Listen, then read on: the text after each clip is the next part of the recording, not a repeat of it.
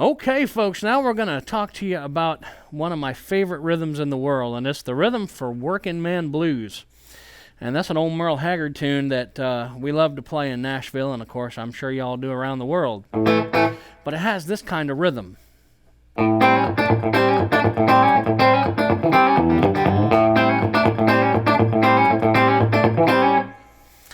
Now, actually, I love to teach this in the working man blues realm, but I also love this same rhythm in my rockabilly playing.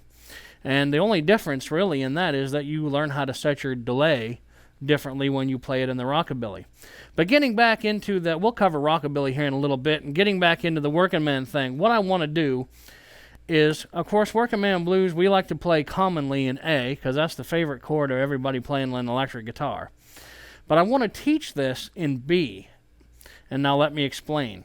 This is a very percussive style.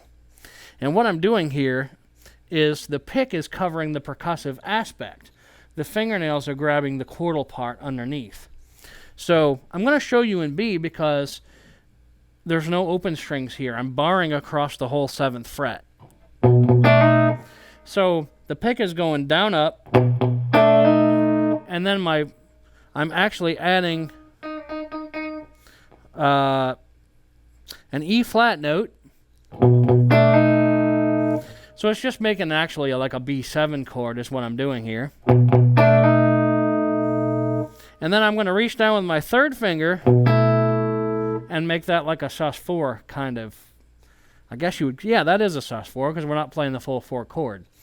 So, but what I'm doing is I'm just playing the chord on the bottom, and the percussive part happens with the pick on the top part. So it sounds like this really slow.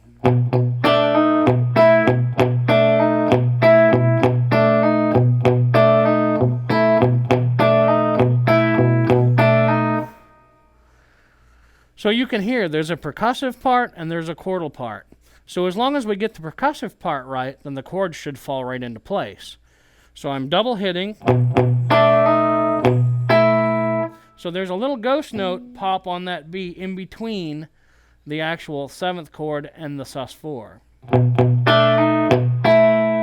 And then we double hit again.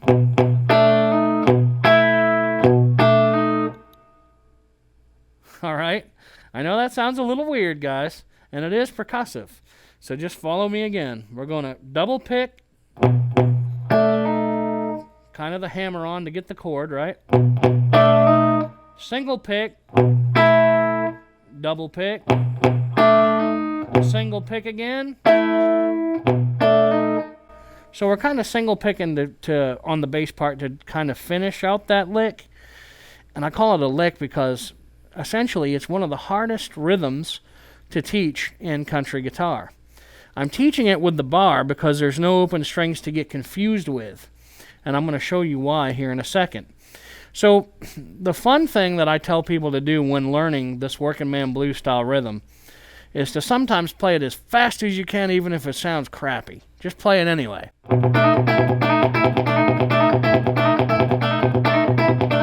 Now let's take the chords out of that and let's hear the percussive part.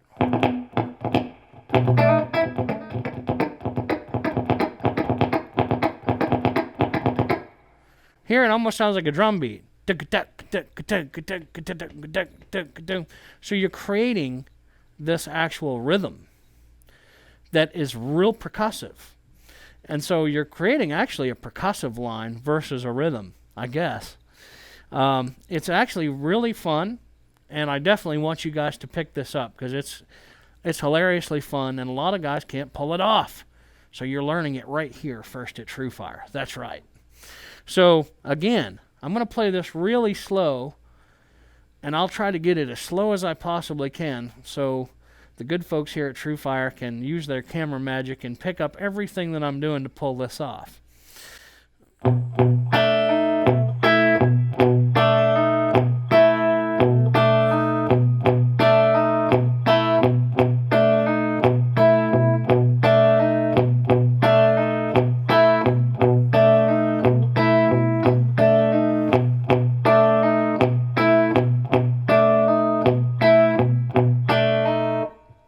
Now, as I play this slow, you can hear the percussiveness of what we're trying to achieve. Now, I'm going to move it back into the position of the key of A now. And you're going to see that there's a little bit of confusion that can go on when you're teaching this out of A, because we have that open A string, and then the bass note that I'm telling you guys, I always tell you to walk the bass when you play rhythm, and I think it's important. But in this case, I actually tend to kind of sweep those top two strings, and it sounds confusing to the learner, to the student, in that they think I'm playing some kind of an extra ghost note when I'm really not. So in A, it sounds... Now, what I'm doing to cheat a little bit, if you will, is I'm putting my thumb wrapped over the top on the A note. So I have two A's.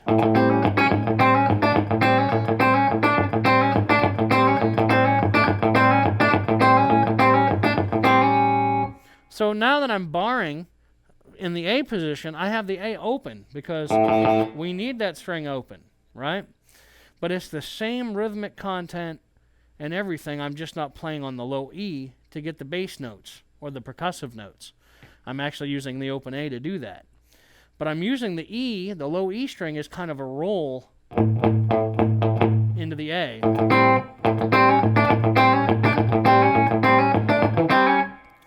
Now, can you get crazy and have a little more fun where you're moving?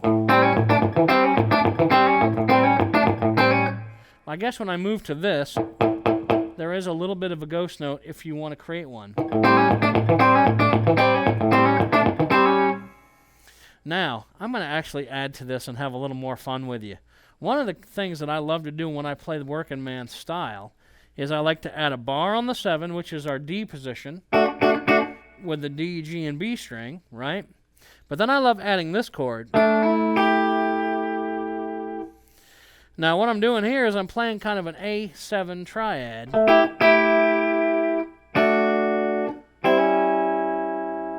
Kind of like what you would play in blues, but we're playing it in the country context. And it's, you know, so if we play all that together, we have...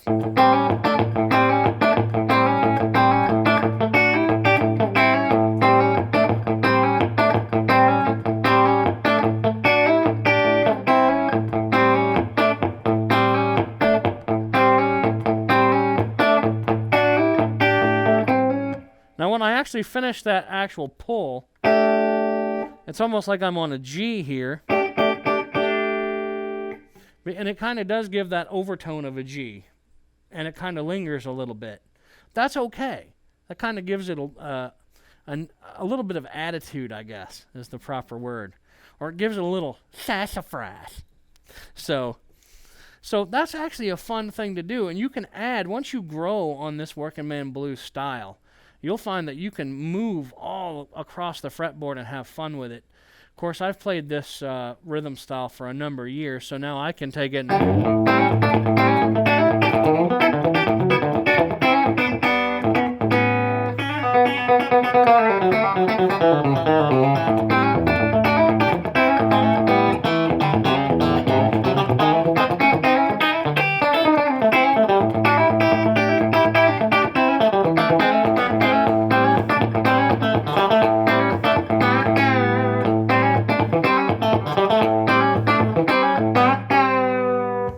that you guys that love steel guitar bends, all I'm doing is playing a G double stop on the bottom. And what I'm doing here, that's with my second finger on the 5th fret D string and my first finger on the 4th fret G string. And what I'm doing is bending that G string down a whole tone. So does that give you some cool rhythm ideas? Yeah, because then you can move that around even further. So you can... If you move it back to the A position, the same bend or double stop bend, just remember the A on the 3rd note of the A scale, 1, 2, 3, right? Which is a C sharp note. Remember, on this position, only a half bend. And then when you get down to the G, it's a whole tone bend. Right? So that's actually something you can add to the working man blues style as well. Adding licks to this kind of rhythm. Yes, you can do that. but you have to get real good at the percussive side of that rhythm style. If you don't, you can get yourself really messed up. Now, have I done that in the past? Yes, folks, I have. Yes, I'm proud to admit that I have made just tons of mistakes playing this style. The working man blues style is a lot of fun, and it's invigorating, and it's a happy sound. It's bubbly. It keeps you excited. I know when I play it, it's very moving for me and emotional when you see people get really just crazy happy when they hear that rhythm style come out. And in a chicken picker's life, it's really important to have this style of rhythm. You can move it around any which way you want to. You know, you can play it in B like I showed you. You can play it in C. Now, you can move the working man rhythm around using the same approach, if you will. So,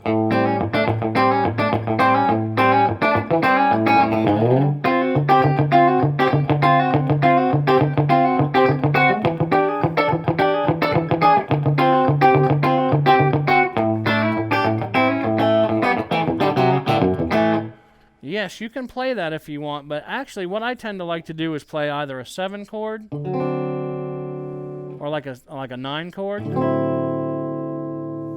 right? And it makes it a lot easier. Now, one of the fun things that I love to do when I play the working man style rhythm, and I'm sorry I kind of jumped away from the licks thing, but we'll get back to that. One thing I love to do when I play a 4 chord and a 5 chord over working man is that I can have fun rolling the bass line. So I'll play.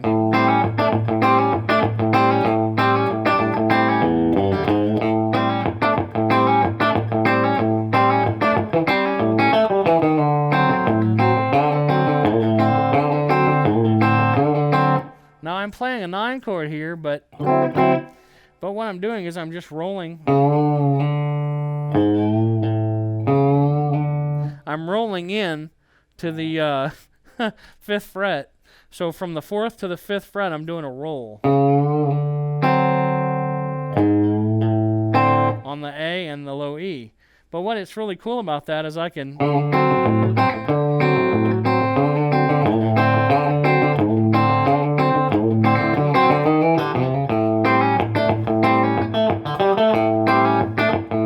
walking into the E.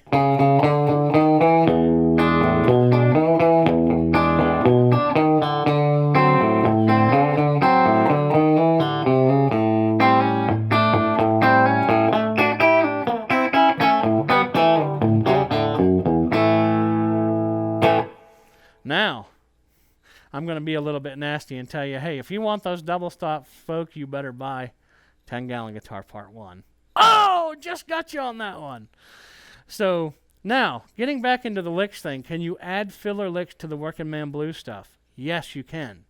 But again, you have to be really good with the percussive side of this lick.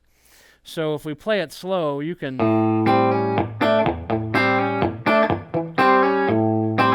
One of the things the first lick I'll show you is this one.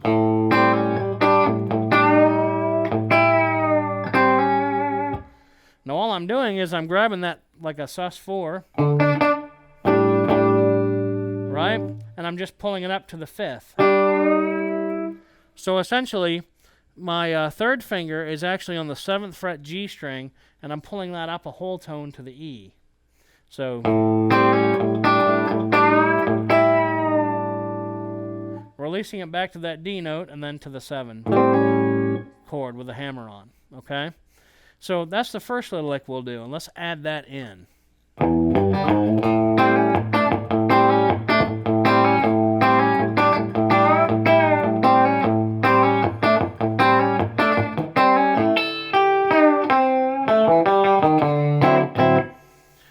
Now that little lick I just did there was actually going down to the high E string on the A note. Then with my 3rd finger, I'm going to the 8th fret B string, and I'm doing a nice little bend now with my 2nd finger on the 7th fret G string, bending that up a whole tone. So far we have, and then I'm reaching with my 1st finger back to the 5th fret now on the G string, and I'm ending with my 3rd finger 7th fret D string, which is our A note. So that's kind of an old Don Rich kind of sounding lick from Buck Owens' band. He always played those kind of licks, or Roy Nichols. And so you can...